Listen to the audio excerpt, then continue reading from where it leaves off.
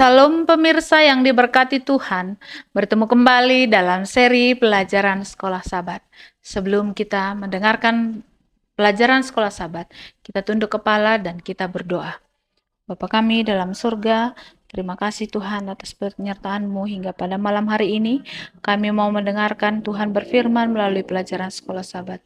Kirimkan Roh Kudus-Mu kepada kami masing-masing, agar firman yang akan kami dengarkan semakin hari semakin kami mendekatkan diri di hadapan Tuhan. Kami serahkan seluruh kehidupan kami ke dalam tangan-Mu. Sempurnakan doa kami dalam nama anak Yesus kami berdoa. Amin. Pelajaran Sekolah Sabat Kamis tanggal 2 Mei 2024. Judulnya adalah Ketaatan Buah Iman.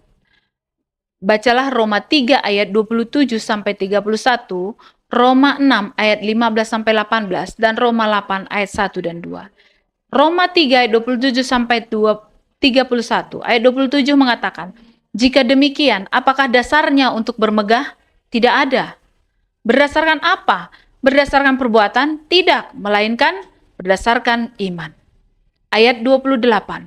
"Karena kami yakin bahwa manusia dibenarkan karena iman dan bukan karena ia melakukan hukum Taurat." Ayat yang ke-29, "Atau adakah Allah hanya Allah orang Yahudi saja? Bukankah ia juga adalah Allah bangsa-bangsa lain?" Iya benar, ia juga adalah Allah bangsa-bangsa lain. Ayat yang ke-30, "Artinya kalau ada satu Allah yang akan membenarkan baik orang-orang bersunat karena iman maupun orang-orang yang tidak bersunat juga karena iman." Ayat 31, "Jika demikian, adakah kami membatalkan hukum Taurat karena iman? Sama sekali tidak. Sebaliknya kami meneguhkannya." Roma 6 ayat 15 sampai 18. Ayat 15 mengatakan, "Jadi bagaimana? Apakah kita akan berbuat dosa karena kita tidak berada di bawah hukum Taurat, tetapi di bawah kasih karunia? Sekali-kali tidak." Ayat yang ke-16, "Apakah kamu tidak tahu bahwa apabila kamu menyerahkan dirimu kepada seseorang sebagai hamba untuk mentaatinya, kamu adalah hamba orang itu yang harus kamu taati, baik dalam dosa yang memimpin kamu kepada kematian, maupun dalam ketaatan yang memimpin kamu kepada kebenaran." Ayat yang ke-17, "Tetapi syukurlah kepada Allah, dahulu memang kamu hamba dosa, tetapi sekarang kamu dengan segenap hati telah mentaati pengajaran yang telah diteruskan kepadamu." Ayat yang ke-18, "Kamu telah dimerdekakan dari dosa dan menjadi hamba kebenaran."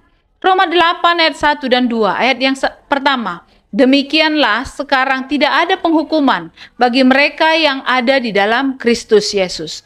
Ayat yang kedua, "Roh yang memberi hidup telah memerdekakan kamu dalam Kristus dari hukum dosa dan hukum maut."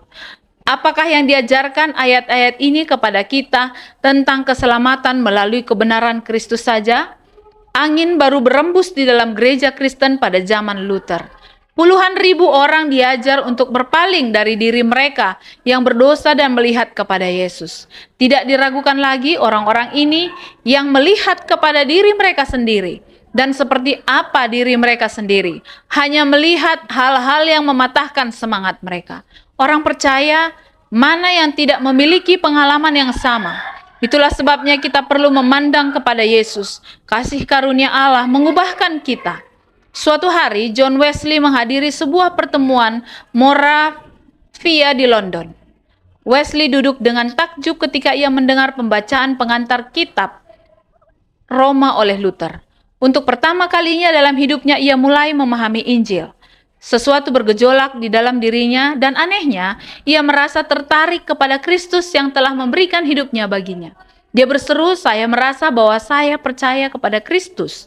Hanya Kristus saja yang dapat memberikan keselamatan dan sebuah jaminan diberikan kepada saya bahwa Dia telah menanggung segala dosa saya, bahkan dosa-dosa saya sendiri, dan telah menyelamatkan saya dari hukuman dosa dan hukum maut." John Whitehead, The Life of Revelation John Wesley M.A., London, Stephen Churchman, 1793, halaman 331. Bacalah 1 Petrus 2 ayat 2, 2 Petrus 3 ayat 8, Kolose 1 ayat 10 dan Efesus 4 ayat 18 sampai 24.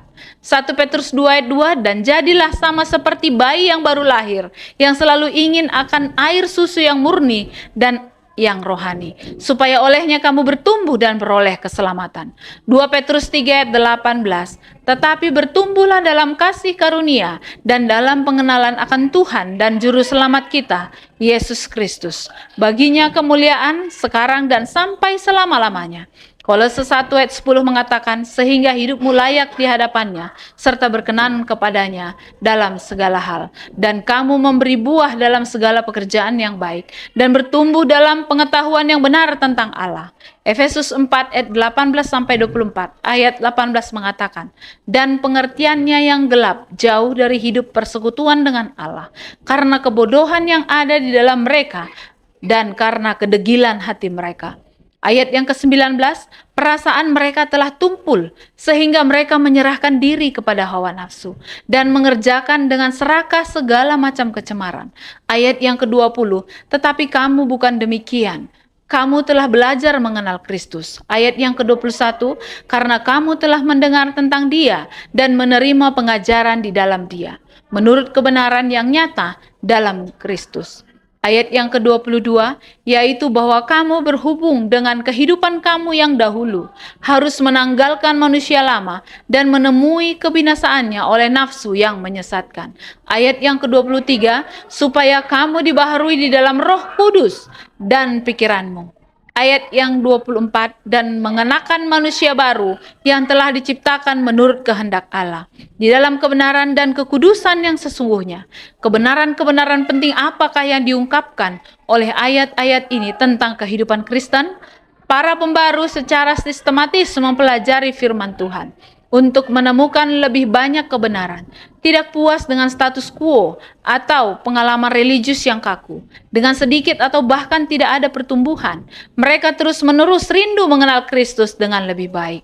Banyak orang Kristen yang percaya kepada kitab suci pada abad pertengahan, membayar harga yang sangat mahal untuk komitmen mereka. Mereka disiksa, dipenjara, diasingkan, dan dieksekusi. Harta benda mereka disita, rumah-rumah mereka dibakar, tanah mereka dirampas, dan keluarga mereka dianiaya. Ketika mereka terusir dari rumah mereka, mereka mencari kota yang direncanakan dan dibangun oleh Allah. Terdapat di dalam Ibrani 11 ayat 10. Ketika mereka disiksa, mereka memberkati para penyiksa mereka. Dan ketika mereka mendekam di penjara bawah tanah yang gelap dan lembab, mereka menuntut janji Allah akan hari esok yang lebih cerah. Meskipun tubuh mereka terpenjara, mereka bebas-bebas di dalam Kristus, bebas di dalam kebenaran firman-Nya, bebas di dalam pengharapan akan kedatangannya yang akan segera terjadi. Ketika Anda melihat diri Anda sendiri, pengharapan keselamatan apakah yang Anda miliki? Tuhan memberkati. Mari kita sama-sama tunduk kepala dan kita berdoa. Bapa kami dalam surga, terima kasih Tuhan atas berkat firman-Mu pada malam hari ini. Biarlah firman-Mu yang sudah kami dengarkan pada malam hari ini dapat mengangkat jiwa kami lebih dekat di hadapan Tuhan. Bagaimana kami harus datang setiap hari ke hadapan-Mu. Memberkati kami sepanjang malam hari ini Tuhan, kiranya besertalah dengan kami. Kami serahkan seluruh kehidupan kami ke dalam penyertaan tangan-Mu. Dalam nama anak Yesus kami berdoa. Amin.